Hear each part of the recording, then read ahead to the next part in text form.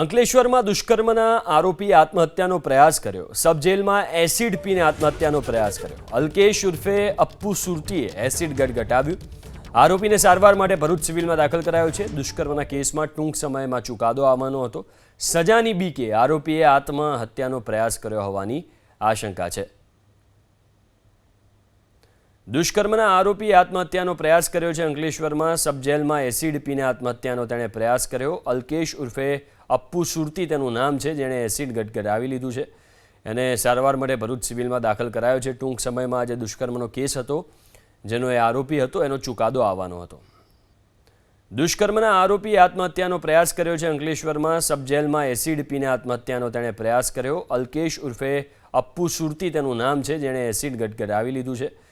એને સારવાર માટે ભરૂચ સિવિલમાં દાખલ કરાયો છે. ટૂંક સમયમાં આજે દુષ્કર્મનો કેસ હતો, જેનો એ આરોપી હતો, એનો ચુકાદો આવવાનો હતો.